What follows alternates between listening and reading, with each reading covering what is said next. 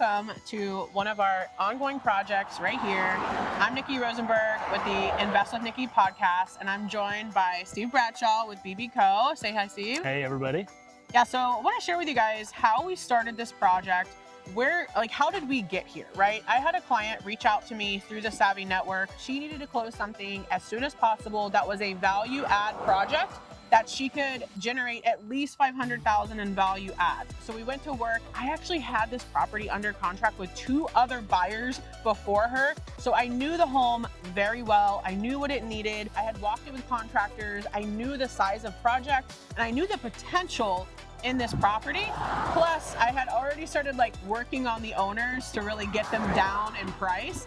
And so whenever we went into this project, we said, hey, we're gonna buy this property at $1.65 million with a $250,000 seller credit.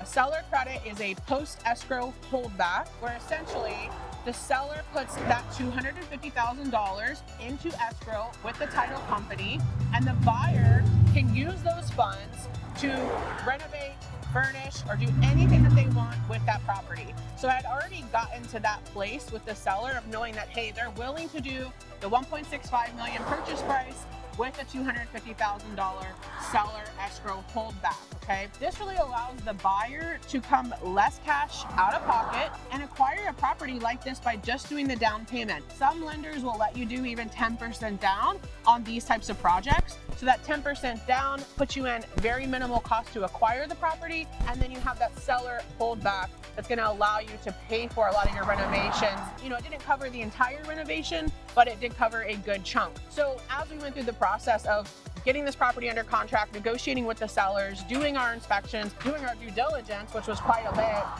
when we came near to closing, we actually found out that this property had the whole lower space and the garage. It wasn't permitted, right? Right. So that was a big kind of bump in the road of, wow, we've got all this square footage that we were counting on to add to our, what we call ARV, our after renovation value, and now it's not permitted, right? So we've got to make sure that we can get all this space permitted. Another bump that we ran into, another challenge was, this was an addition, okay? And we're gonna walk you through this house, you're gonna get to see what's going on with it. But this home was an original structure with an addition. In the addition itself, they didn't have an elevation certificate back then whenever they built this property. And of course they didn't permit the lower level, so they wouldn't need an elevation certificate. And so elevation certificates are crucial because when you're looking at the flood line, you have to make sure that the property is built above that line, right? You're in big trouble, right? That was a big kind of unknown question. We did not know if we were gonna close this property. So many roadblocks, so many little humps and hoops to jump over and through, but we got an elevation certificate. Thank God that the foundation was above the flood line, because, what were our options at that point if it wasn't? Yeah, you leave that space abandoned. Yeah, you leave it abandoned. You can't use it. The other option was raise the floors, but then you're in a ceiling height, a tiny house or something, So there was a lot of challenges. Thank goodness that all worked out. And because of all those extra challenges, we were actually able to get the sellers down even more. Maybe I did some hard negotiating. They didn't really love me at the end, but we bought this property for $1.25 million on the Oceanfront. Comps like this that need to be renovated are still selling for even 1.8, okay, 1.9. So that was a heck of a steal already for my client. And that really sets her up to, once this property is fully renovated, to make an incredible profit on the reposition when she refinances this property or when she goes and sells it. Yep. She is planning to hold it and do short-term rentals, so she's also going to cash flow in that way, but it's going to be an awesome project. So throughout that process, got Steve with BB & Co. involved. He's the GC on this project. I could not do this without you. Yeah. I couldn't do it without you. So you want to talk about how this has worked for you? Well, if you listen to everything Nikki said and didn't follow, that's why we have people like you to do that, because that's incredible to be able to get that value back down. And then where we came in was understanding the construction side, understanding how to figure out the elevation issue. We have the relationships with the county and municipalities to be able to ask the questions, find the answers, and get the information that they need to have to be able to understand if this is going to be a good purchase or not. And so we came in, we solved some of those initial issues with the permitting, what could happen, and got the vision from the client, and then started this. Yeah, So, went to work. Yep. You went to work. That's awesome. And now, you know, we're kind of in demo still. Yep. You know, what would you say, where are you at right now? How long do you have to finish the project? Like, talk to me about timelines. Yeah. And also giving them a little bit of insight before they see it into the budget. Yeah, so a project this size, this magnitude, we would normally allocate 6-7 months for. There's a lot of moving parts. There pretty much encompasses every trade. So you can see now we've got, well, you'll see it when we walk in, we've got four or five different trades currently working, which is not ideal in most situations because you're working on top of each other, limited space. But yeah, we started this about 3 months ago. We had a goal to get it done in 4 months. We're right at the precipice, at the peak of deconstruction and demo. We're starting to put some finishes in. In the next week or two, this will really start to look like a finished product. But yeah, for 3 months in, and everything that we've uncovered and encountered, we're making some pretty good headway. Yeah, and this is like a weird property, like how they built it with the addition. They basically like took a house and just like attached another house to it, 100%. right? Yeah, so like, this structure is the original home. The left side here. Yeah, we don't even know when that was built. There's no records. And then this other side is the addition, which was built in '99. You can see they built two houses next to each other and then tied them in with a weird roof line. So yeah, that adds complexity to the construction as well. We had to get, you guys, I mean, I had to get creative in my mind for the vision of like selling it to the client. Like, imagine what this property could be, because it was, I mean, that's probably, this thing was on the market for, I don't know, like 7 months or so. Yep. And I could see why, because if you don't have vision and you walk in this place, you're like, what the heck is happening here? This place is just laid out so weird that, you know, it's low ceilings. It's just a weird, funky layout. You've got like this barn style house with like those walls that come in. You've got like angled walls. So definitely was a unique project. So we're actually going to take you guys on a full tour. You're going to see the inside, the outside. You're going to get some beach, you know, see some waves, some good vibes there. And you're also going to get to see the transformation of this property if you follow along. It's going to be incredible. So you got to stay tuned for that. All right, here we go. So here we are, we're in the entrance. It doesn't look like much now, but this is where vision is critical because we're looking to transform. As soon as you walk into this house, it's going to be a showstopper. So we're going to have some amazing front doors that we're going to put on. But these stairs are going to go into full floating stairs with thick oak treads, and then we're adding some windows. But yeah, this is what you'll see when you walk in. Game room over here. We're converting the garage, adding some value with a golf simulator, game simulation, and adding square footage. So this will be new conditioned space that we'll be able to use for value add for the client. Yeah, that price per square footage. Yep. This is adding like what, like 600 square feet or so on this side, I think. Yeah, you're right. Yeah, you're right. Yeah, and then obviously, if you guys see up here, we had water damage to deal with, right? At every single window, at every single door. Yeah. You know, a beachfront property, almost anytime that's an older beachfront property, you are gonna have mold, mildew, water leaks, water damage. And there's really no way to fix that if it's been there for years besides redoing all of it. Now, fortunately, it looks like you don't have to redo all of the wood, all the framing, but you have to do at least all the drywall, maybe some. Did you find much wood rot? So a lot of this is why having the right contractor is critical. Yeah, I know that's a cliche. Obviously, you want to have the right person doing the work, but a lot of this construction was not done properly the first time, which is the issue for what we've seen. And then even going down, like, yes, we are on a beachfront property, but there are materials that you can do that have low maintenance or long spans. So, yeah, that's why. Look, what did you see that they did wrong? So the windows were not installed properly. So the flashing wasn't done properly, and so water was getting in behind those. Then down, you know, because water runs down. So then everything below the windows was just rotten. We opened up, we won't be able to see it, but we opened up a web joist that had galvanized steel web members. The web members were gone. Oh God! Because they had corroded steel gone. And so like you got to make sure it's done properly. So not only are you redoing the property, but you're fixing someone else's mistakes, right? 100%. Now back then, I mean, this was done 26 years ago, right? And this main structure, we don't really know when it was built. So I mean, things were different back then too, and how they built. And now we've learned we do better. Right? We've learned better. We do better. So a lot to get through. I think just like fixing the thing and then making it beautiful, right? A lot of extra costs and time. Yeah, I think the second master, which we can go to next, is a good evidence of that because that is the original structure, and we can show you what we're trying to do there. So this layout is not the same as what it was. It was very broken up. There was a closet, a hallway, an awkward mechanical room that was just abusing space. And so what we did, we basically came in, we demoed everything in this space and reconfigured it so that it made sense, that we were utilizing everything, because square footage is expensive. And you want to try to capture everything you can. So this will be master 2. This is the original structure. You can see we've got piling, and then even on the side walls, you can see where piling, that's how they built this structure. And then we've had to fur out with framing. But now we've got a space that's got a large master bathroom, much like what we'll have upstairs. Actually, this bathroom's slightly larger than the one upstairs. And then we've got a laundry room here. So this was just wasted mechanical space, and we shifted all the mechanical equipment over. We've got washer and dryers going here, and then storage in the far back. Yeah, this is like totally different. Yeah. And I'm like, wow, this is exciting. And you can see this is all new framing, new wood. Yep. I didn't even know that they were pilings. Yeah. Because we couldn't see any of that. Yeah, it was all buried. So you just discovered that when you opened it up, right? This is the joy of it's kind of like Christmas in construction, because you don't know what you're going to unwrap, but most of the time you don't want it. Right. You find it and you're like, this is not desirable. Can we give this back? So how does a piling, how does it affect you positively or negatively when you're trying to create a vision in this space? It limits you. It really makes it so that, because I can't move that outside of, doing some major structural differences.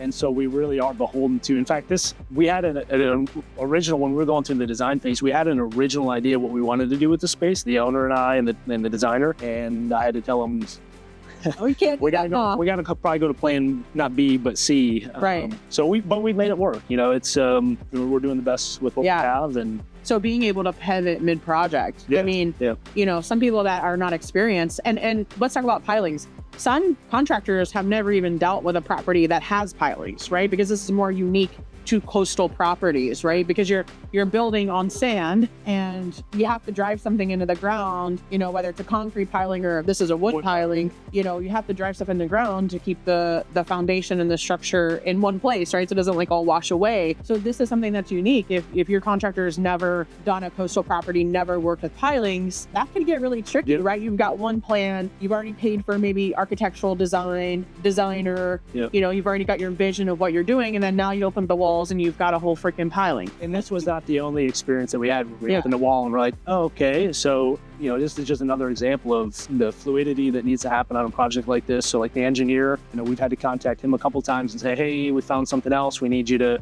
do a new structural detail for this, or change what we've already done. So it just comes along with the remodel process, and clients need to understand that this is just part of the bag.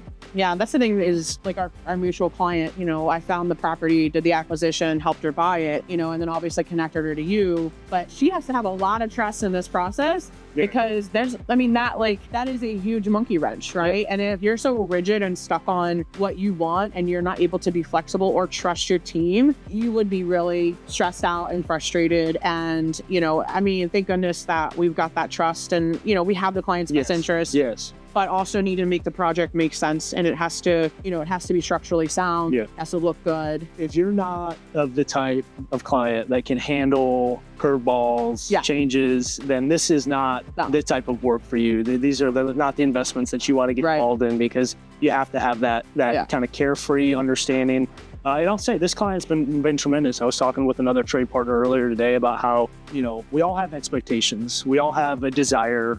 We have, a time frame that we're shooting for, but things happen. And, thankfully this client's been tremendous in understanding that, we're working hard. We're doing everything we can, but sometimes things happen and you got to roll with it. So I want to talk about the numbers really quick. Before we moved on, we touched on them outside a little bit, but ultimately we know that our mutual client acquired this property for $1.25 million. This is close to 4,000 square feet. I think we're at like 3,700 something. And so that price per square foot is amazing, obviously, but we've got a huge amount of money to spend on completely redoing this property, making an incredible game room, making an incredible outdoor area, adding a pool, making it feel like a resort. So talk to me through the budget of what this looks like to do a property this large and with all the other things we're doing. Yep, absolutely. And kind of that process too. So when we engage with the client, we'll put together a budget. And this is just based off of experience, based off of what the vision is that they've shared with us. We'll acquaint ourselves with the property, and then we'll line item, specific things that we think that there are specific costs for each. For each get that scope drilled down, right? Yep. Like this is what we're doing. Yeah, okay. 100%. So with this project, our original budget was $600,000, and then a pool for about $150,000. So our outdoor living space at $150,000. So it takes us to about $750,000. To date, we're a little bit under that because some of the things that we assumed we were going to encounter, we didn't, which kind of offset with things that we did encounter. And the client was able to shift some money for different things. So we took money that was in an original budget line item and, bought the stairs that you're going to see in a little while. Those stairs are going to be so sick. Yes, they're going to be beautiful. Cool. So yeah, and that's generally how these projects work. It's we're gonna give you a broad brushstroke of a budget. We're gonna shoot high so that you understand, this is, the ceiling. Right. We're gonna work our way down to try to get that low as we can while maintaining the quality. And for us, just so you guys know, my little number geeks out there, bought the property for 1.25. When it's all said and done, she's going to be in this property with carry costs for less than $2 million. When she is done renovating this property, her value is going to be well over $3 million. So what that means for her is, yes, she invested the initial cost to acquire this property. Yes, she's paying to renovate this property. She's paying to carry this property every month. There's mortgage, taxes, insurance, all the costs that it takes to keep a home, right? But whenever she's said and done, there is more than $1 million meat on the bone on this property for her. So what that means is if she was to sell this property, immediately she could walk with $1 million plus in profits. I'm being conservative with my numbers, just like you are, right? And I love that you're conservative. I try to be conservative too. I don't want to, you say $1 million and that feels like a lot of money, and it is a lot of money. I mean, it's getting less money now, the more inflation happens. But for her to spend 5 or 6 months doing a project and to be able to get $1 million in profit when she sells this property, those are the type of deals that we love to do. And it, again, like you said, do not get into real estate if you're not if you're weak or you don't have the tolerance for risk or for things changing. You just don't get into it at all, because you really have to have the appetite for that, but for her to be able to do that. Now, she is actually going to hold this property. She is a short-term rental investor. She will probably reposition it. And when she repositions it, that means that she's going to refinance. To get the debt on this property to buy it, she used a more of a hard money type of loan that finances all the renovations. So therefore, she pays a little bit higher interest rate because it's a shorter term loan. It's meant to get the property, buy it, renovate it, and then get out. So when she transitions it to more of a conventional type loan, she's able to then pull about 80% loan to value, because this is an investment property. You really can't do more than 80% loan to value. But what that means is that 80% of $3 million, she's able to then pull out. So all her cash plus profit, she's not able to take that cash out and go do another project. Yep. I mean, she can put it in the bank. I don't really recommend that because it's going to lose value with inflation. But now she's got a property that is a short-term rental, an exclusive property. I mean, there's not going to be any properties like this in the market. So she's going to be able to net $100K plus in short-term rental revenue every single year with none of her own cash in the deal, and probably about, when she repositions, $500,000 or $600,000 in cash out that she can go do another project with. So this is how people use real estate to build wealth. I mean, this isn't a small project, but you start here and then you keep growing, right? Yep. And it's definitely, this is her first big flip, but she has done other renovation projects. So that's why we're here, to help support you. When you have a great team, you can start as a beginner and, make this. And if you're wanting to start something like this, start small. Start with a small, 3-bedroom single family home, right? Start, with something that's not as crazy of a renovation, right? Like just do a cosmetic renovation. You don't have to do a full gut, and transformation like we're doing here, but Dip your toe in. Yeah, start somewhere, right? You can see in this is just something that we encounter in renovations. We are limited in certain situations. Like here, our drain lines are already in place. We can't adjust that. And so what we're looking at, and I don't even know, you can't quite see it, but in this back corner, there's a drain line that goes down, that PVC pipe, and goes out. We can't get any lower than where that drain pipe is, but we have a toilet, and we have to have a certain amount of fall from that spot to that line. And so this actually is going to be built up a little bit, which is not ideal. The gravity. Yeah, you got to have it. Right. Yep. So this is actually going to be about 4 inches up, which we'll just have to get creative. Good news is the shower doesn't have to be adjusted. This will all be flat, but that's just one of the things that we encounter when we do these major renovations. So we have a shower here, nice big 4 foot by 5 foot shower, toilet room, vanity here. So nice, spacious master 2 bath. It's great size master bathroom for not having this before. Yep. And I'm glad you can see it like this, because when we come back and it's finished, Yeah. you'll see Gonna look the transformation that we can take. So what's going on back there? So that'll all be storage. We're trying to utilize every space that we can to bring value to the client. Obviously, not every space can be transformed. We do have a lot of mechanical equipment back there, so plumbing, HVAC, electric, and so this will just be a storage So space. that's you move the mechanical room from here to there, basically. A lot of it, yeah. Because the mechanical room, there was a hallway here, and then there was a weird closet here, and then mechanical. And this is how you entered into that space. But we shifted all that over, made a laundry room, and then put a lot of that equipment back in the storage space. That's right. It's gonna look good. Yep. All right, so here we are. We're in the kitchen.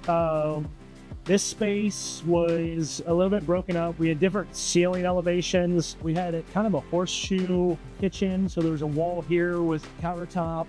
We blew it all out, made it one big wide open space so that we can have welcoming big kitchen. So Open. open, yes, exactly. So we set cabinets yesterday. Countertops were templated late last night. We are on a time frame, so we're trying to get this done as soon as possible. So we're kind of working all night, nonstop. But they templated last night. They're going to install countertops. This is Friday. They're going to install countertops on Tuesday. And you can see, again, because we're in an accelerated time frame, we've got things not going in the order that we would normally do it in. We hung half the drywall.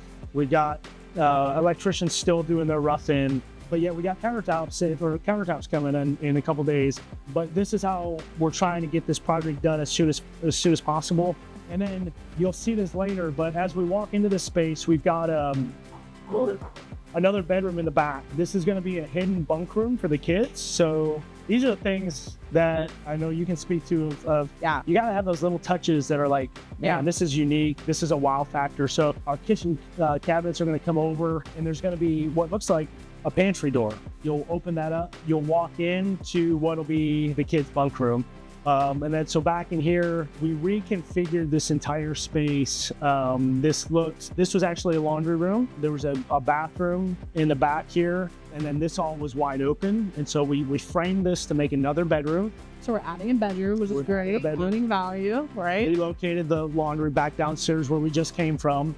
And then, just created this hidden bunk room for the kids. I remember one time I was young, my mom was looking for a new property to buy, and this house said that it had like 4 bedrooms, and we can only find 3 of them. And we're just searching through the house, and we finally find this bookcase, and I could see like it had this little knob on the thing. And I was like, what is this knob? And I like pulled it, and the whole bookcase opened, and you go up to it. It was the coolest thing. Like that kind of stuff for short-term rental really sells, because it's the experience that the guest gets to have. And when their kids are excited, if your kids are excited, you're happy. You're like, okay, just live your life and enjoy, stay in the bunk room. No, I'm just kidding. Yeah, right. No, I'm just like, but having that little touch makes people want to come back. If their kids can't stop talking about it, they're going to want to rebook the property, come stay again for vacation. The kids are like, Mom, I want to go back to the place with the bunk room that was hidden. It adds that uniqueness so that people remember your property, and you really ultimately build your brand, and people want to be a part of that.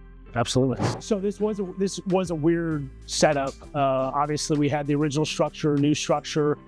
They felt like separate units. So one of the things that the client wanted to do was see if we could open up this wall. So this originally, we had rafters. The original rafters went up here, and there was a wall, this whole section. So if you're sitting in the living room, which is behind us, all you saw was wall. So we came in, structural engineer engineered this space so that we could blow this wall out, open it up, and then when we do these new stairs, it's all going to be glass handrail, so you'll be able to sit in the living room, look into the kitchen, make this feel like one cohesive space instead of broken up, awkward remodel. So here we're in the living room. A large part of this project was adding value through the view. Obviously, we have the ocean. We're directly on the water. You want to be able to see this, and so every window and every door got bigger. We added these 4 to 80-inch windows. So all of this is redone, and this is every room got a window upgrade. Yeah, and doors. Yeah. Yeah, the fact that, these look terrible before. You can even open these doors before. So these are just absolutely beautiful. And you're right. When people book a property or when they buy a property, if it's on the oceanfront, they want to have an incredible view. And this home, because it was so old, it did have I don't even think they really had like those custom type windows back in the day. Right. So they were very small, very old, and it didn't show you what was right outside. So I know that these were a big expense, but they really take the value of the property higher and the experience of the property to another level because you've got that amazing view from every angle. Yep. So from the living room, we've got split level. We've got 2 bedrooms and a bath on what I call the second floor, which we did, again, window upgrades. We're doing a full bathroom renovation. And then upstairs, we've got what we call Master 1. So that's the original master, right? Which the shower in there, I don't know if you've seen it, but we make in a huge shower with a tub inside the shower. Oh, like one of those whole wet rooms? Yeah. Oh my gosh, that's so awesome. We got that going on. We're adding a slider. We haven't even started that construction yet because we're doing a deck and a new slider, new picture windows. So now you'll be able to walk on a Master 1 and you'll be 3 stories up looking at the ocean. You'll wake up, you'll roll over, look out, and you'll see the sunrise.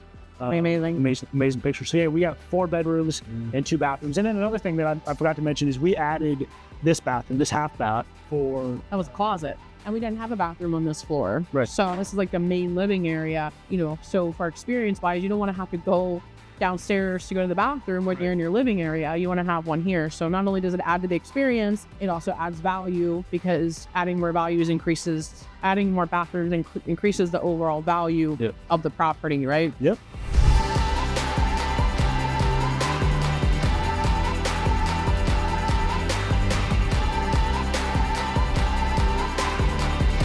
Now that you've got a good bird's eye view of what this project's gonna look like, be sure to follow back, check in when we have our finished product to show you in a couple weeks. Yeah, thank you guys for following along, and we're super excited to bring this project to its final look, and we're gonna share all those juicy details with you.